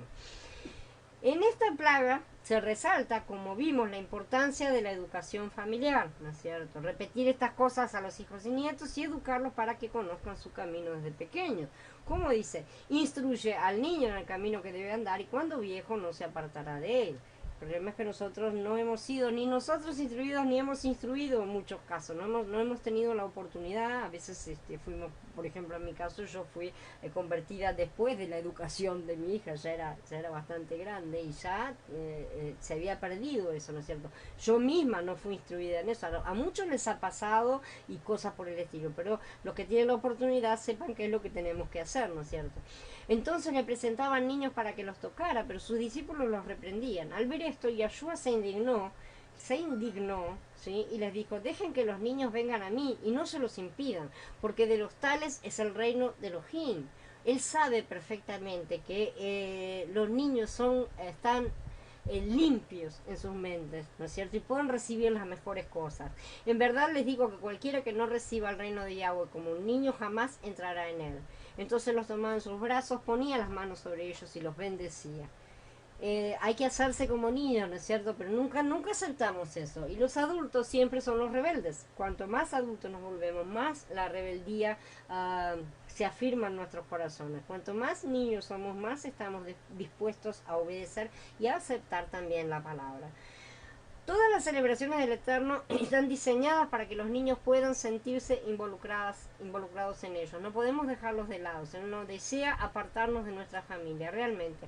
Y son formas también en las cuales podemos llegar a acercarlos, porque para eso fueron hechas las fiestas, no para hacer rituales en los cuales tengo que repetir esto, tengo que ponerme acá a ver cuántos centímetros tiene que tener mi vaso de alto y cosas por el estilo. No se trata de eso. Ni se trata de transgredir o no transgredir, ni nada por el estilo. Las fiestas han sido hechas como memoriales, ¿sí? Y tienen una función mucho más profunda que vamos a estudiar dentro del plan de redención completo, ¿no es cierto? Son un cuadro de todas las partes, de todos los niveles, pasos, etapas que tiene el plan de Yahweh, ¿no es cierto? Ya veremos en cuál de esas festividades estamos nosotros en este momento, porque como todos, al ser etapas, cada uno, comenzó una etapa, terminó, se pasa a la siguiente, en cuál de esas etapas, en cuál de esas festividades estamos nosotros. Entonces, Mashiach no desea realmente apartarnos de su familia, sino que desea que ella nos siga, pero desea que la familia nos siga. No que nosotros lo llevemos de propósito, no, nosotros nos vamos, la familia nos sigue. ¿Se entiende cómo es la cosa? Tenemos su promesa a ese respecto. Entonces lo que tenemos que hacer es confiar en él. Si nosotros nos quedamos y decimos, no, pero acompáñenme, vengan, vamos, que esto, que lo otro, y no vamos, ¿sí? Lo que estamos haciendo es desobedeciendo a Mashiach y descreyendo de la promesa que él nos hace. Nosotros seguimos a Mashiach y él se ocupará de llevar a nuestra familia. Mashiach se indignó contra sus discípulos cuando intentaron apartar a los niños de su presencia, así que nosotros también debemos evitar que ellos sean apartados. Entonces Yahweh le dijo a Moshe, extiende tu mano sobre la tierra de Mizraim para que las langostas vengan sobre la tierra de Mizraim y devoren todas las hierbas en el país, todo lo que ha dejado el granizo. Así que Moshe sostuvo su vara sobre la tierra de Mizraim, y Yahweh trajo un viento oriental sobre la tierra todo aquel día y toda la noche. Y cuando llegó la mañana, el viento oriental había traído las langostas. Las langostas invadieron toda la tierra de Mizraim y se posaron en todo el territorio de Mizraim en una masa espesa. Nunca antes había habido tantas, y nunca más habrá tantas. Ocultaban toda la tierra de la vista, y la tierra quedó oscurecida. Devoraron todas las hierbas del campo y todos los frutos de los árboles que habían dejado el granizo, de manera que no quedó nada verde de los árboles y la hierba del campo en toda la tierra de Mizraim. Un viento oriental. Generalmente las langostas vienen con un viento, es así como se mueven, porque no pueden volar muy lejos sin la ayuda del viento. Entonces eso es lo que causa, realmente provoca las mangas de langosta. En este caso un viento del este los habría traído del norte de Arabia, que es una región donde con frecuencia se originan en grandes cantidades realmente. Esto resultaría algo excepcional realmente, porque las langostas que ocasionalmente, y no son tan comunes tampoco, asuelan Egipto, por lo general proceden de Libia o de Etiopía, es decir, del sur o del sudeste. El hecho de que el viento sopló durante un día entero y toda una noche antes que llegaran las langostas sugiere que venían de una distancia considerable, lo cual ya lo hace bastante importante, ¿no es cierto? Impresionante. La plaga de Moshe fue única y terrible, y como esa no habrá ni hubo una después, ni antes ni después. Elohim hizo con Faraón lo que él hace en nuestros días. No quedó cosa verde en árboles ni hierba del campo. Él expuso y derribó a cada dios falso. ¿Sí? Cuando confiamos en estos dioses nos duele verlos caer, pero es mejor verlos así expuestos, porque entonces podemos ver el brazo fuerte de Yahweh, que es el único Elohim verdadero, ¿no es cierto? De esta manera él expone absolutamente todas las cosas para que nosotros las veamos y las comprendamos y las dejemos de lado. ¿Por qué fueron los egipcios afligidos con esta plaga? Yahweh los estaba castigando realmente medida por medida por haber forzado a los hijos de Israel a sembrar sus cosechas y haberlos explotado como esclavos. No eran solamente la construcción lo que estaban, donde trabajaban los egipcios, ¿no es cierto? También cosechaban toda cultivaban las cosechas de los egipcios, ¿no es cierto? Ahora las langostas devoraron todo lo que los israelitas habían sembrado, ¿no es cierto? No los dejaron ni siquiera con eso. Faraón apresuradamente convocó a Moshe y a Aarón y confesando, ¿no es cierto? El faraón convocó apresuradamente a Moshe y a Aarón y les dijo: he pecado delante de Yahweh Elohim y delante de ustedes. Perdónenme mi ofensa solo esta vez, nuevamente, e intercedan ante Yahweh su Elohim para que quite de mí esta muerte. Así que salió de la presencia del faraón e intercedió ante Yahweh. Yahweh produjo un cambio de viento bien fuerte desde el oeste que levantó las langostas y las arrojó al mar de los juncos. Ni una sola langosta quedó en todo el territorio de Mitzrayim. Pero Yahweh endureció el corazón del faraón y no dejó ir a los israelitas. El rey había hecho súplicas similares antes, pero nunca con tanta premura como esta vez, ¿no es cierto? Estaba realmente muy apresurado, ¿no? Evidentemente esta plaga también lo aterrorizó bastante, pues ya, o sea, yo no creo que haya sido la plaga en sí, sino el resultado. Todo el mundo dice, cuando una manga de langostas termina de pasar, no queda nada, destruye todo, o sea, la destrucción es tan impresionante que eso debe haberlo dejado realmente apavorado, ¿no es cierto? He pecado delante de Yahweh Elohim y delante de ustedes, dijo. Hizo lo mismo que en el capítulo anterior, ¿no es cierto?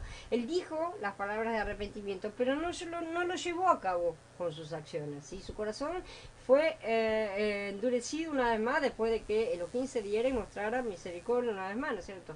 Así que esto demuestra lo fácil que es confesar el pecado y decir y pedir perdón, y eso no es arrepentimiento, realmente. En las escrituras dice, si tu hermano viene y se arrepiente 7 veces al día, ¿la imagen está saliendo mal o soy yo?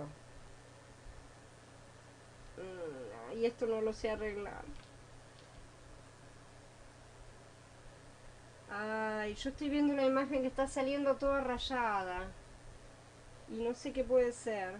No tengo la menor idea. ¿Cómo me gustaría poder resolver esto? Ah, está saliendo mal y no sé por qué. Bueno, esto lo voy a tener que mirar después. Lamentablemente va a quedar así. No sé qué le pasó porque realmente había salido bien al principio. Así que después lo voy a tener que mirar. Sí, sé que se escucha bien. Bueno, no sé qué puede ser esto. Bien, voy a seguir. Porque lo que importa es la charla. Lo que importa es la charla. Así que voy a seguir. Me están diciendo que sí. Pero bueno, listo. Sigamos, entonces. Todos los días pasa algo. Entonces, dice, y salió Moshe de delante de Faraón y oró a Yahweh. Moshe sabía que ni una palabra de reproche ni una petición cambiaría el corazón del rey, ¿no es cierto? Sin embargo, él salió e intercedió, pero no basándose en la promesa que hiciera Faraón, ¿no es cierto? Porque ahora ya sabía por su experiencia que enseguida sería quebrantada la promesa, ¿no es cierto? Son verdaderamente notables la paciencia y la magnanimidad de Moshe. Sí, accedió al pedido real, ¿no es cierto?, de que fuera, intercediera en el instante en que lo hizo, no pidió nada a cambio, no dijo absolutamente nada, no reprochó nada. Nosotros somos bastante parecidos a Faraón en ciertas cosas, ¿no es cierto? Tercamente nos aferramos al mundo como nuestra burbuja, como si fuera nuestro medio, ¿no es cierto? El lugar donde tenemos nuestros afectos, nuestra provisión, nuestro entretenimiento, todas las cosas que nos cuesta dejar atrás, sea lo que fuere, ¿no es cierto? Y mientras más nos resistimos a aceptar ser quebrantados y abandonar Egipto, esa vara serpiente en la que nos apoyamos con sus recursos, sus excusas, más plagas recibiremos e irán empeorando gradualmente si endurecemos nuestros corazones para no obedecer. Yahweh nos está llamando a salir al desierto, salir del sistema de Egipto, del mundo, dejar de lado no solo las cosas malas que conseguimos ver, sino mucho más las que consideramos buenas o neutras. ¿Sí? Esas que decimos, pero esto no hace nada, porque todo lo que hay en Egipto son ranas y demonios engañadores. Esto es mucho más que simplemente creer que si nos mudamos o si hacemos algunos cambios en nuestra vida, sí será suficiente. Si me pongo alguna ropa diferente, si guardo algunos días, no se trata de eso. Se trata de un cambio radical, una vuelta de 180 grados. Hay que invertir completamente las cosas porque estamos al revés, ¿sí? En la forma en que pensamos, no en las cosas que hacemos. No es lo que entra, sino lo que sale del hombre lo que nos contamina, lo que está dentro lo que nos contamina, ¿sí? Y en la forma que empezamos es de donde depende lo que hacemos y cómo vivimos. El sistema nos ha convencido de que muchas cosas no son tan malas o son más o menos, esa la puedes hacer, ¿no es cierto? Cuando son abominaciones a los ojos de Yahweh. Y esa debe ser nuestra postura inequívoca, por más que nos acusen de radicales, fanáticos o lo que sean. Y también nos han convencido de que podemos servir a dos señores cuando Él asegura que eso es imposible. No seamos de doble ánimo, esto es tratar de preservar la vida del alma. Y eso no puede ser hecho, porque eso nos lleva a una situación muy peligrosa.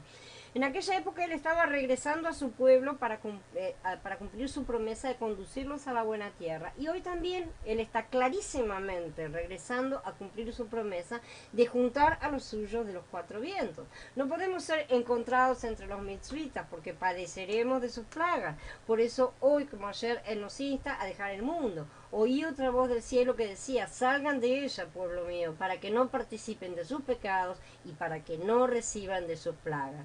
Aquí esta advertencia se le está dando a la gente porque sí habrá personas creyentes que van a recibir de sus plagas porque van a insistir en quedarse en el medio. La parte de las trompetas afectará tanto a creyentes como a incrédulos. La novena plaga es la de las tinieblas. Entonces Yahweh le dijo a Moshe, extiende tu mano hacia el cielo para que haya tinieblas sobre la tierra de Mitzrayim, tinieblas tan densas que se puedan palpar. Moshe extendió su brazo hasta el cielo y una oscuridad densa descendió sobre toda la tierra de Mitzrayim por 3 días. La gente no se podía ver unos a otros y por 3 días nadie se pudo levantar de donde estaba, pero todos los israelitas disfrutaban de luz en sus moradas. La novena plaga, como la tercera y la sexta, fue infligida sin previa advertencia, ¿sí? Después de la plaga de las úlceras, Elohim había anunciado que estaba por enviar todas sus plagas sobre el corazón del reino, ¿cierto? Por lo tanto, había de esperarse una sucesión de castigos sobre Faraón y sus súbditos, que fueran bien directos y bien graves. Indudablemente esta plaga vino muy poco después de la octava. Tinieblas tan densas que se pueden palpar, ¿no es cierto? Esta no es una oscuridad normal, tenía un elemento sobrenatural que la hacía palpable prácticamente, si se tratara de una neblina espesa, ¿sí? La luz no es solamente una propiedad física, es un aspecto del carácter de Elohim también, ¿cierto? Yahweh es luz y en él no hay ninguna tiniebla, dice Yahanan Aleph en el capítulo 1. En el juicio, Elohim puede retirar su presencia tan significativamente que el vacío que queda son tinieblas que cualquiera puede palpar, ¿no es cierto? De tan densa que puede llegar a ser la ausencia del Eterno. Aparentemente Elohim no permitió que ni siquiera las luces artificiales funcionaran, porque los egipcios deben haber intentado usar velas, obviamente, y lámparas, pero no fueron capaces de producir luz. Esta era una demostración prominente, ¿no es cierto?, de la grandeza de Yahweh, ¿no es cierto? Y de la prominencia de Yahweh sobre el dios egipcio Ra, que es el dios del sol. Ra había sido el dios principal de Egipto durante siglos y cada rey se llamaba a sí mismo el hijo de Ra. ¿no es cierto? Como si fuera la encarnación del rey, el hijo del dios, del dios, ¿no es cierto? En el tiempo de Moshe este dios era identificado con Amón y llevaba el nombre de Amón-Ra. Los más grandes templos que el mundo jamás vio realmente fueron edificados en honor a este dios, ¿sí? Otro dios era también el disco del sol, el disco mismo, Atón, aquel disco, ¿no es cierto? Que unas pocas décadas después del éxodo llegó a ser por breve tiempo el dios supremo, ¿no es cierto?, del sistema religioso egipcio. Entonces, mediante la novena plaga fue claramente demostrada la completa impotencia de estos dioses para preservar a sus adoradores. Algunos comentadores han dicho que un eclipse de sol pudo haber causado esta oscuridad. Sin embargo, esta interpretación no puede ser correcta, ya que ningún eclipse puede producir jamás una oscuridad que dure 3 días. Eso está fuera de... Si hubiera sido un eclipse ya era un milagro que durara 3 días también, ¿no es cierto? La mayoría de los intérpretes ha creído que pudo haber sido producido por el Hamsin, que es un viento solano llamado Simun o Sirocco, una tormenta de arena del desierto que ocasionalmente sopla sobre Egipto y cubre la tierra con una horrible oscuridad porque oscurece todo con remolinos de arena, ¿no es cierto? Interceptan, ¿no es cierto? Se quedan entre la luz del sol y producen una oscuridad que es realmente muy profunda. Pero si bien una tormenta de arena puede soplar, inclusive entre 2 o 3 días realmente, nunca tiene ese efecto tan completo, tan profundo y tan tremendo por todo ese tiempo, ¿no es cierto? Aun cuando Elohim hubiera causado remolinos de arena para producir la oscuridad, ¿no es cierto? De cualquier manera fue milagrosa porque los hijos de Israel tenían luz mientras estaban viviendo en el mismo país. Y eso está claramente anotado, ¿no es cierto? Pero los egipcios estaban acostumbrados, ¿no es cierto? Y a estas tormentas del cielo, si hubiera sido eso, realmente no se habían sorprendido, ¿no? Declarando que era la mano de Yahweh. No, la tormenta las tinieblas fueron realmente una cosa fuera de lo común. En todas las plagas, Yahweh utilizó elementos del mundo: las aguas convertidas en sangre, las ranas, los insectos, la lluvia hecha granizo, el fuego de los relámpagos, el viento, las tinieblas. Son todos fenómenos en los que las cosas conocidas se vuelven en contra del mundo. En lugar de servir al mundo y a los hombres para su bienestar, las plagas hicieron que todo se volviera en su contra. Lo mismo sucederá en Gigalut. No vamos a ver fenómenos paranormales, sino lo mismo que aquí: las fuerzas de la naturaleza, las cosas del mundo volviendo contra aquellos que ponían su confianza en ellos. Una oscuridad densa descendió sobre toda la tierra de Mitzrayim por 3 días, y por 3 días nadie se pudo levantar de donde estaba. Un segundo. César.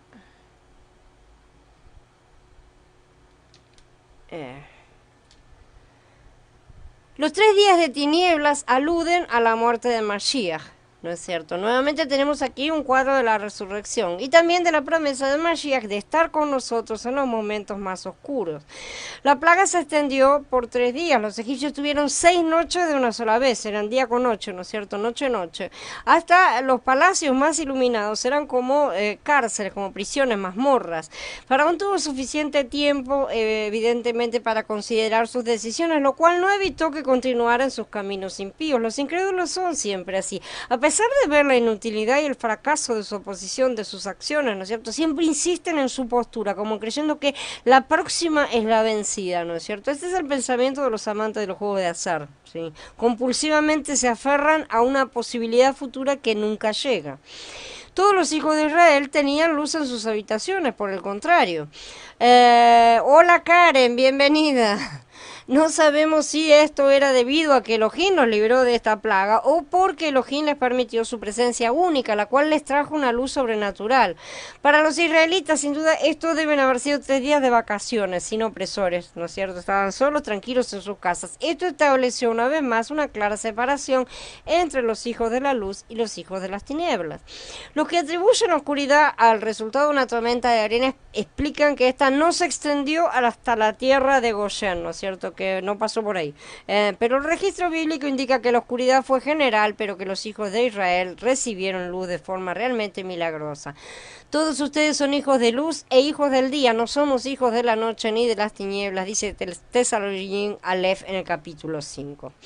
Entonces Faraón convocó a Moshe y dijo, vayan y adoren a Yahweh, solo sus rebaños y sus manadas deberán quedar atrás, aún sus niños pueden ir con ustedes. Pero Moshe dijo, usted debe proveernos sacrificios y ofrendas quemadas para ofrecer a Yahweh nuestro Elohim. Nuestros animales irán también con nosotros, ni una pezuña se quedará atrás, porque de ellos tenemos que escoger para la adoración a Yahweh nuestro Elohim, y no sabemos con qué vamos a adorar a Yahweh hasta que lleguemos allá. La intensa oscuridad fue más de lo que el rey pudo soportar, ¿no es cierto? Ya estaba mal del todo. Al haberse prolongado por 3 días, envió mensajeros para ubicar a Moshe. Conducido a la presencia del rey, Moshe fue informado de que los hebreos, incluso sus familias, podían partir con la propuesta, ¿no es cierto?, para hacer su celebración, pero debían dejar sus rebaños y majadas, no podían ir con el ganado. Esto aseguraría, evidentemente, estaba pretendiendo asegurar su regreso del desierto, ¿sí? Aquí Faraón hizo su última oferta a Moshe, ¿no? Todos los hijos de Israel podían irse, pero debían dejar el ganado. Sin duda Faraón sintió que Elohim era un comerciante muy duro, ¿no es cierto? De esos que no transiguen, que no regatean. Y él hizo la mejor oferta final que pudo hacerle. Faraón todavía miraba las cosas como alguien que piensa que puede regatear, que puede negociar con el Creador. Esto muestra que él aún no sabía cómo era Yahweh Elohim, debido a que él aún no se sometía a él realmente. Ni una pezuña. Moshe rehusó con términos inequívocos de la transacción propuesta. Ya había declarado en una ocasión anterior que irían con sus familias y todas sus bestias y de ninguna manera se retractaría ahora de esa estipulación. Elohim quería libertad para todo Israel y para todo lo que le pertenecía a Israel y no estaba dispuesto a negociar en este punto. Esto refleja la respuesta de Elohim en cada intento que hacemos para rendirnos, rendirnos al mundo en lugar de rendirnos a él, ¿no es cierto? O dejar ciertas cosas sin rendírselas a veces, ¿no es cierto? Él dice, no quedará ni una pezuña, no hay nada. No podemos negociar, regatear con él y decirle, está bueno, está, yo te doy todo esto, pero este pedacito me lo dejas que yo me lo guardo y yo lo cuido, yo lo quiero. Le decimos, y no es así la cosa. La cosa es que no tiene que quedar ni una sola pezuña en manos, no tiene que quedar nada en Egipto. Todo tenemos que llevarlo y entregárselo a él en sacrificio. Moshe dijo, no sabemos con qué vamos a adorar a Yahweh. La fiesta propuesta era nueva y su ritual todavía no era conocido y ellos no sabían cuál era la fiesta que Yahweh les dijo. Yahweh les dijo, salgan y me celebrarán fiesta. Por ellos no tenían la menor idea de qué era lo que tenían que hacer ni qué iban a ofrecer. No podían esperarse indicaciones exactas hasta que hubieran llegado al lugar que el Adón designara. Debían llevar consigo el ganado porque la fiesta seguramente requería ofrecimientos de sacrificios, que era lo normal en aquella época, ¿no es cierto? O sea, todos sabían eso. Entonces los animales eran indispensables. Moshe no podía mentir, ¿no es cierto? Ellos no sabían qué era lo que Yahweh iba a pedir realmente para el sacrificio. Para sacrificar al Eterno hay que estar dispuesto a dejarlo todo, por eso hay que llevarlo todo.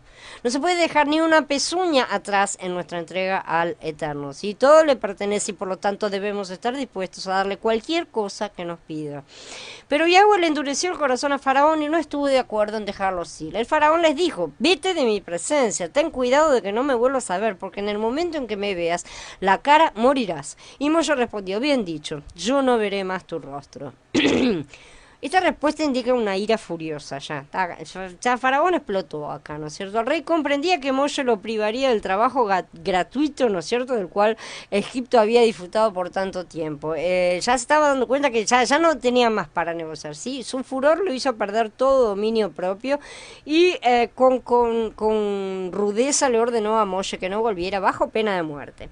En exasperación le ordena que se vaya y que no vuelva. Entonces Moshe le asegura que bien dicho, no volveré a ver tu rostro. Pero estas no eran buenas noticias para Faraón. Faraón estaba más allá de su razonamiento y Elohim ya no quiso razonar más con él. Por eso no se presentaría más ante su presencia. ¿sí? Hay un momento en que la puerta de la misericordia se cierra y ya no hay vuelta atrás. Así también serán los últimos días. En historia hay 2 plagas relacionadas con las tinieblas, ¿no es cierto? Una parcial porque es una en la historia no, en Hegalut, perdón, leí mal. Una parcial porque es una trompeta y una total que es una de las copas. Si en el libro de Shemot el Adón manda a Moshe y a Aarón a ejecutar los castigos, aquí van a ser los malajim más próximos de Elohim los encargados de ejecutar los designios de su justicia, ¿no es cierto? El cuarto malaj tocó la trompeta y se dañó la tercera parte del sol, la tercera parte de la luna y la tercera parte de las estrellas, de manera que se oscureció la tercera parte de ellos y no alumbraba el día durante una tercera parte y también la noche de la misma manera. Después de ejecutarse el juicio sobre la tierra, el mar y los ríos, el juicio de Elohim destruirá la tercera parte de los cuerpos celestes al dañar la tercera parte del sol, la luna y las estrellas. Todo el ejército del cielo, como está escrito, todo el ejército del cielo se consumirá, los cielos se enrollarán como un pergamino y todo su ejército se secará como hojas que se secan en la parra o como frutos secos en la higuera. Y Yeshayahu 34. La parte del sol que será dañada será la parte que brilla sobre las naciones malignas, ¿sí? Es la parte de la idolatría, ¿no es cierto? También estas partes tienen que ser juzgadas, los malajim que se ocupan de estas cosas, deben ser juzgados, ¿no es cierto? Las entidades. Elohim conoce esa parte, sabe muy bien de cuáles se trata, ¿no es cierto? Y va a hacer que se oscurezca para que los hombres despierten. Pero muchos no despertarán y continuarán blasfemando, por lo que las copas del sol, en la parte de las copas, el sol que adoran los va a quemar, ¿no es cierto? En la cuarta copa, el cuarto malaj derramó su copa sobre el sol y se le concedió quemar a los hombres con fuego. Los hombres se quemaron con el intenso calor y blasfemaron el nombre del Elohim que tiene autoridad sobre estas plagas, pero no se arrepintieron para darle gloria. Y entonces traerá tinieblas inmediatamente en la copa siguiente, que esas son la ausencia de la luz verdadera. El quinto derramó su copa sobre el trono de la bestia y su reino se cubrió de tinieblas. La gente roía sus lenguas del dolor, aún maldijeron al Elohim del cielo por sus dolores y llagas, y no se volvieron de sus obras pecaminosas. Las tinieblas espirituales son esclavitud espiritual. Mientras Satán ciega los ojos de los hombres para que no vean, los ata de pies y manos para que no trabajen para Elohim y se muevan hasta el cielo. Ellos se sientan en las tinieblas. La vida en el mundo son tinieblas espirituales. ¿Qué es lo que podemos hacer aquí en el mundo para servir a nuestro Adonai? ¿No es cierto? No se pueden hacer muchas cosas dentro de las tinieblas completas. Era justo que Elohim los castigara de esta manera. Si la ceguera de su mente les acarreó la oscuridad del aire, nunca estuvo tan cegada la mente como la de Faraón. Ninguna mente estuvo tan cegada, ¿no es cierto? Y él es, sabemos perfectamente, un símbolo, una sombra de Hasatán. Nunca el aire estuvo tan entenebrecido como en Egipto. Hay que temer las consecuencias del pecado. Si 3 días de tinieblas fueron tan espantosos, ¿cómo serán las tinieblas de afuera? El tiempo completo de tinieblas, ¿cómo será vivir sin su luz para siempre? Una cosa terrible. El Targum Onkelos pone en boca de Yahweh la siguiente frase: cubriré el ojo del sol de la tierra. Esta plaga, al contrario de las de Gilgalud, que afectan a los cuerpos celestes y el ejército de los cielos de varias formas, reduciendo su luz o aumentándola espantosamente para que el sol queme a los hombres, y no afectó al sol de forma directa sino indirecta. Yahweh puso un velo entre su luz y los hombres aquí. Dice, cubriré el ojo del sol, ¿no es cierto? La neblina, es una cosa que estuvo intermedia, ¿no es cierto?, entre el sol y los egipcios, ¿no es cierto? Y les mostró de esta manera que sin su luz el mundo quedaría en tinieblas. Al mismo tiempo, esto era juicio contra los falsos dioses que se hacían adorar por los mitzritas y que no consiguieron evitar su justo castigo. Los hijos de Israel tenían al mismo tiempo entonces luz en sus viviendas. No debemos pensar que participamos de las misericordias comunes como algo que se da por sentado y por lo tanto que no debemos gratitud a Elohim por ellas. Ellas demuestran el favor particular que Él muestra a su pueblo, ¿no es cierto?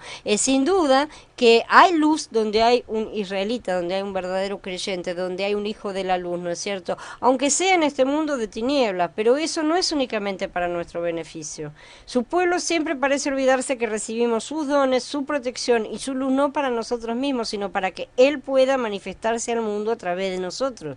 Nadie que enciende una lámpara la cubre con una vasija o la pone debajo de la cama, sino que la pone sobre un candelero para que los que entren vean la luz. Porque no hay nada oculto que nos llegue a descubrirse, ni nada secreto que nos llegue a saberse y a hacerse público. al encender una lámpara, nadie la pone en oculto, ni debajo de un cajón, sino sobre un candelero para que todos los que entren vean la luz, dice Lucas en 2 capítulos diferentes. Los israelitas tenían luz en sus casas porque ellos eran luz al mundo en ese momento. Era para mostrar la diferencia que se establece justamente entre lo que es ser un hijo de la luz y lo que es ser un hijo de las tinieblas. Eso fue lo que estaba mostrando Yahweh en ese momento de forma visible. Y eso es lo que también pretende mostrar a través nuestro hoy. Si no permitimos iluminar a otros, entonces no somos más que hijos de las tinieblas, ¿sí? No nos diferenciamos, somos luces apagadas, somos luces que están puestas debajo de la cama, debajo de un cajón, ¿no es cierto? Así deberíamos ser nosotros hoy, luces que brillan, ¿no es cierto?, y que iluminan al mundo y que le hacen ver a la gente la diferencia entre ser un hijo de la luz y un hijo de las tinieblas. De hecho, o sea, nosotros somos luces, pero únicamente lo somos por la luz que brilla en nuestro interior, no por nosotros mismos. Nosotros no brillamos por nosotros, ¿sí? Y es la luz que brilla en nuestro interior lo que impide por ahora que el mundo sea destruido, porque ya está obrando el misterio de la anulación de la ley, solamente espera hasta que sea quitado de en medio el que ahora lo detiene. ¿Sí? Dice Tesalonicenses Bet en el capítulo 2. Esto no es por nosotros, ¿sí?, ni por nuestra presencia, porque es por lo que guardamos en nuestro interior. Nosotros somos vasos, ¿sí? Ya expliqué en el capítulo 10, ¿no es cierto?, el primer grupo de plagas. Lo único que hoy preserva al mundo es la redención del Mashiach. Y esa redención es manifestada al mundo a través de nosotros. Es en ese sentido que somos luz al mundo. La plaga final es la novena, ¿no es cierto?, que es el último aspecto del juicio.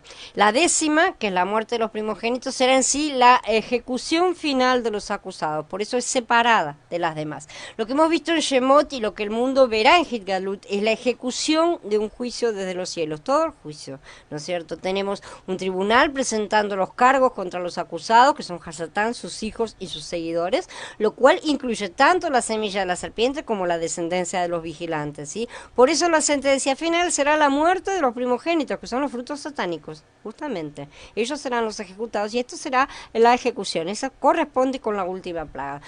En todas estas 9 plagas hemos visto el juicio a toda la creación realmente. Juicio sobre las aguas, sobre la tierra, sobre las plantas, sobre los animales, sobre los hombres, sobre los poderes del cielo que se hicieron pasar por falsos dioses, ¿no es cierto? Shemot es en pequeño la prefiguración de lo que será el gran juicio final sobre toda la creación. Y así fue también la vez anterior. En Bereshit el mundo inicia después de que hubo quedado en tinieblas. Y la última de las plagas es, tanto en Shemot como en Hitgalut, la de las tinieblas. Después viene la ejecución de la sentencia. En Hitgalut, la 6ª copa, es decir, la que sigue a la de las tinieblas, abre el camino a los reyes que para que entren en la batalla final del Armagedón, que es la 7ª copa. El Armagedón es la 7ª copa. Y Armagedón es la sentencia de los primogénitos. De manera que espero que se haya comprendido bastante claramente la comparación entre Shemot y Hitgalut que tenemos. Habiendo terminado accidentadamente, quedo a disposición de ustedes para hacer las preguntas que necesiten. A ver, dice Gaby, por mi parte comprendido, la dureza del faraón realmente también prefigura nuestra carne, como vos bien dijiste, totalmente. Cuando, dice Carla, cuando decís que no va a haber fenómenos sobrenaturales, los prodigios falsos no son sobrenaturales, la magia y las cosas que eran, estoy hablando de las copas y de las trompetas, eso no tiene nada que ver con los falsos prodigios que van a ser de forma directa los engañadores. Son las copas y las trompetas son parte del juicio directamente. No estoy hablando de los fenómenos que sí ellos van a hacer y que esos son tampoco son fenómenos sobrenaturales, es tecnología lo que van a usar. Así que quédense tranquilos, no va a haber nada de cosas de magia de verdad. Son cosas tecnológicas las que van a usar. Andrés dice, es que hoy se ve el mismo comportamiento, hay una catástrofe y en vez de rectificar la gente pide oración por las víctimas. Hoy los venezolanos doblan rodillas para recuperar su status quo, para no volverse a Yahweh. El mundo entero yace en el maligno, no hay vuelta. Es increíble, la situación es exactamente igual. Él dijo que iba a ser exactamente igual, parece sorprendente, nos sigue sigue sorprendiendo, ¿no es cierto? Que sea exactamente igual, porque eso demuestra simple y sencillamente que el hombre es un animal estúpido. No hay vuelta, no hemos aprendido nada, ¿no es cierto? En todos estos siglos el hombre se ha negado a aprender. Pero bueno, se vienen cosas bastante complejas y la gente no está queriendo despertar, y no es solo la gente incrédula la que no está queriendo despertar. El problema es que también muchos de los creyentes no están queriendo despertar de nada, Blanca. Lamento lo mal que salió todo, pero bueno, ahora después lo voy a editar todo. Dice Andrés, hay una cosa que me sorprende, y es que la simiente de la serpiente sabe, los búnkers nos muestran que ellos lo esperan. Dice, ¿no es cierto?, en el capítulo 6, si mal no recuerdo, de Gilgalut, que ellos se esconden, ¿no es cierto?, en las cuevas, y dicen a la roca, cúbranos, ¿no es cierto?, para evitarnos, salvarnos de la ira del cordero. Eso es evidentemente un tipo de símbolo a respecto de búnkers o refugios subterráneos o cosas por el estilo, pero también dice que hasta de ahí van a ser sacados, de manera que no les va a servir de nada. Sin embargo, ya sabemos, ¿no es cierto?, que todas las cosas que van a suceder son planeadas por ellos mismos, y que les va a ser permitido que sucedan muchas de esas cosas, y no sé hasta qué cierto punto van a tener éxito, ¿no es cierto?, al principio, sobre todo para la parte de engañar, pero en un momento le van a empezar a salir mal todas las cosas, porque se van a volver en su contra y van a ser ellos mismos los autodestruidos, ¿no es cierto? Van a ser víctimas de sus propias, de las consecuencias de todas las cosas que hagan. Eso es beber la copa de la ira, ¿no es cierto? Eso es beber la copa de las propias iniquidades, es atragantarse o ahogarse en las consecuencias de lo que uno mismo hace. Es eso. ¿Alguien más tiene alguna pregunta? Si no hay más preguntas, damos por encerrado. Agradecemos a Yahweh que nos siga ayudando mientras Faraón sigue endureciendo su corazón y poniéndonos trabas para que no consigamos seguir hacer las cosas de manera tranquila. Eso muy bien, me alegra, Carla. Que nos permita seguir haciendo las cosas bien. Los espero, no se olviden, el sábado que tenemos la reunión en privado, y ahí vamos a estar charlando un poco el sábado a las 7 de la tarde, o pueden entrar antes, ¿no es cierto?, los que quieran, porque Skype es así, ¿no es cierto?, es abierto y pueden entrar. De manera que Abba nos bendiga a todos, hermanos, shalom, y nos vemos el sábado.